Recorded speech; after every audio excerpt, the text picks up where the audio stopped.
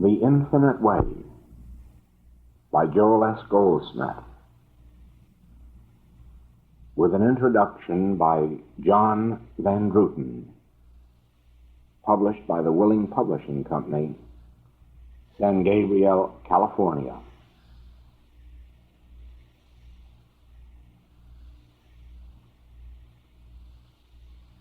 This is Joel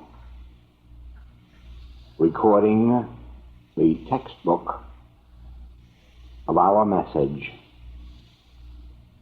from the fourth edition of The Infinite Way, dedicated to you, to whom this already belongs.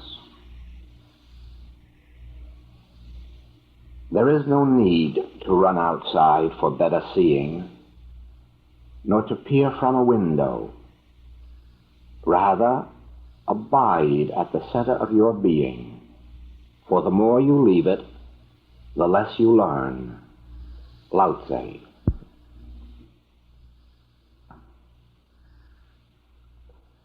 Truth is within ourselves. There is an inmost center in us all, where the truth abides in fullness.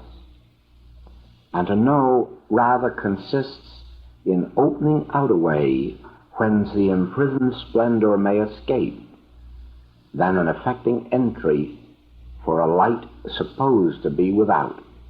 Robert Browning. A God has made his abode within our breast. When he rouses us, the glow of inspiration warms us. This holy rapture springs from the seeds of the divine mind sown in man. Obit. Most men take a problem not to themselves, not into the chambers of their own minds, but to the first directory of persons whom they can consult. Valdevar. The kingdom of God is within you. Jesus. Introduction.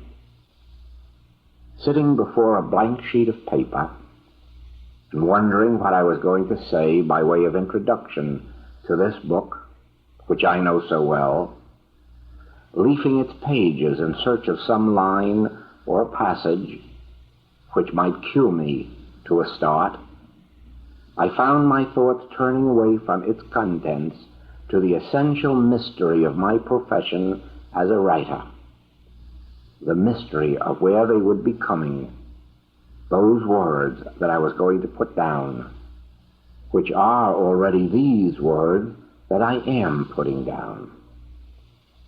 I need hardly say that this was not the first time that I had asked myself that question. It confronts me each time that I find myself with no idea of what I am going to write next, causing me to ask where they have all come from, all those many thousands of words and thoughts that I have in the past put down on paper, to be reproduced in print or on the stage. It is a sort of question that one is apt to ask only in such moments of frustration. For the most part, we take for granted these things that are, in fact, the daily miracles of life, as we take for granted the miracle of growth and germination, scattering seeds in a garden, and never being surprised that from those tiny black specks, next summer's flowers can be relied upon to come. That attitude is one for which G.K. Chesterton was always rebuking the world, for taking its mysteries and its miracles as a matter of course. It is the theme of his too little-known fantasy, Man Alive, whose hero was in a state of continual amazement at the miracle of living, and was so eager to keep that amazement alive that he traveled around the world in order to recapture the excitement of coming home to his own house at his own front door and courted, eloped with, and remarried his own wife under 6 different names so as never to lose sight of the incredible wonder of love. It is our tragedy that we live so in a state of acceptance, and yet the essentials of daily living seem to demand it if we are to get on with our business and our work. I use the word seem quite deliberately, for actually the truth, I think, is just the opposite. And what has been called the rich, full life is impossible on such a basis. Even an ordinary humdrum life is difficult. Its mechanics have a way of breaking down. The hard facts of opposition and mischance, a way of turning into brick walls against which one butts one's head in vain. It is in those moments that men start asking themselves questions about the world they live in, and to look for some explanation, help, or sustenance. Religion, the conventional forms of religion, involving a personal God to whom petitionary prayers are addressed, is apt to prove fruitless and to lead to no more than a pious, gloomy resignation and the philosophy of pure materialism, an acceptance of that is the way things are, leads only to a cursing despair. Something else is needed, has always been needed, and has always been there to find, though it would seem that man has almost always missed it.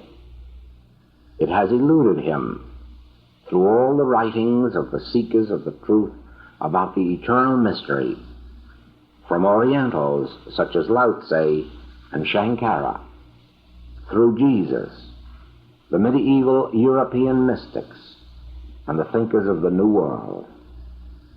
Essentially, they have all taught the same things, which is why Aldous Huxley has named his anthology of religious thought the Perennial Philosophy.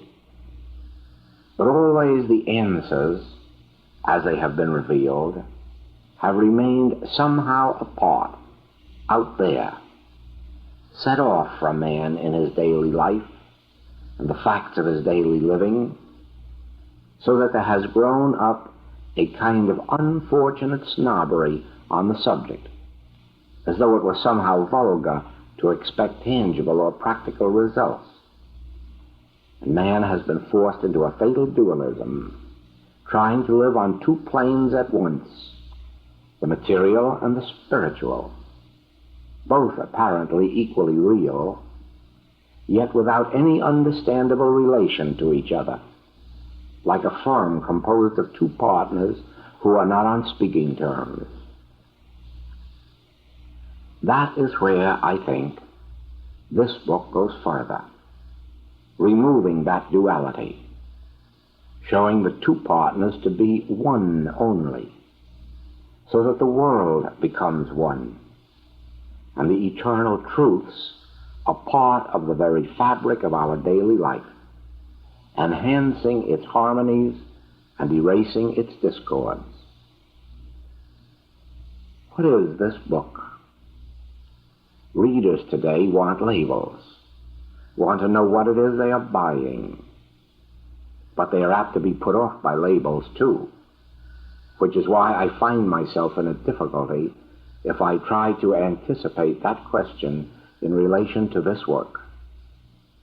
Half the world, though it is desperately in need, and even in conscious need of an answer to its problems, will not open a book that is told is a religious one.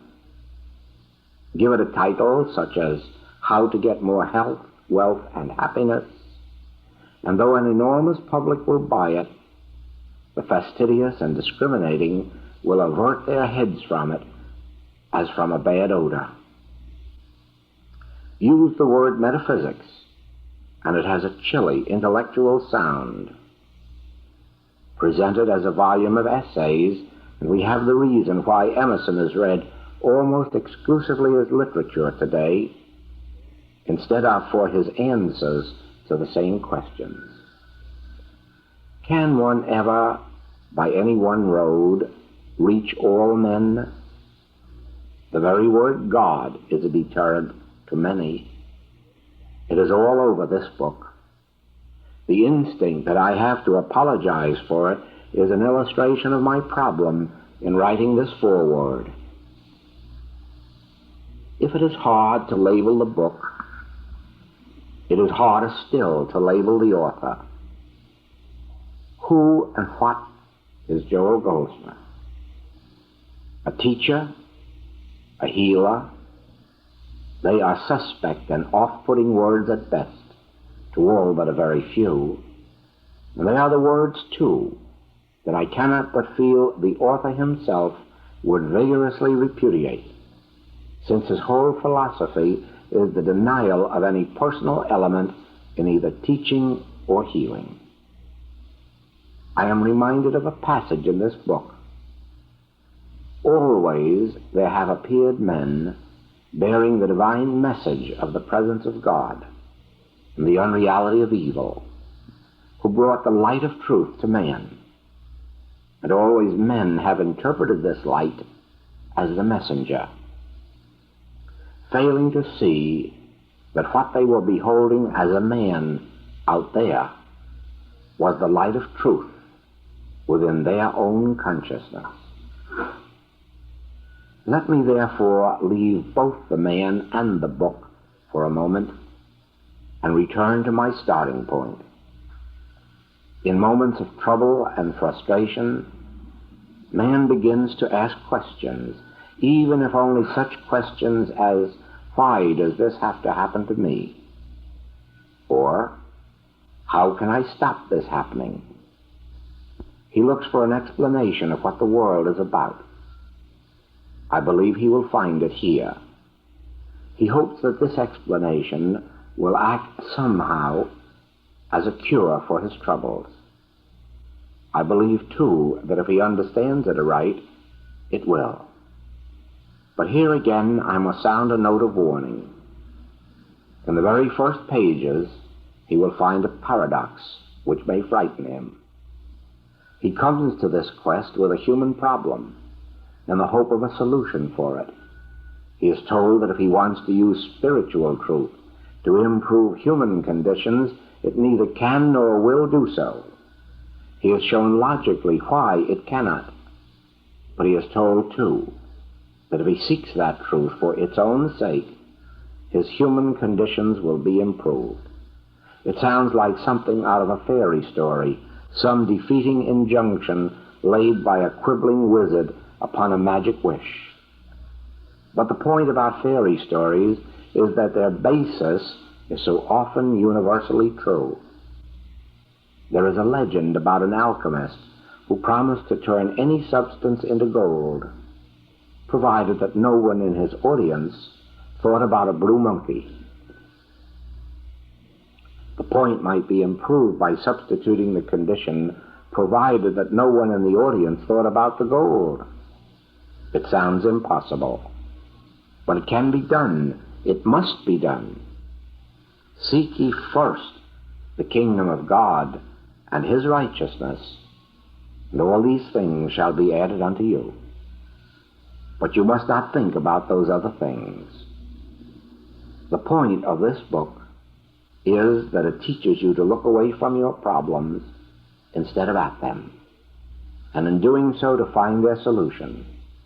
Just as in looking away from the problem of what I was going to write in this introduction, I have found myself writing it, good or bad. It is not an easy task that it offers, but I think it is an essential one. I think that without some understanding of what this book is about, life is just not quite worth living. John Van Vuten.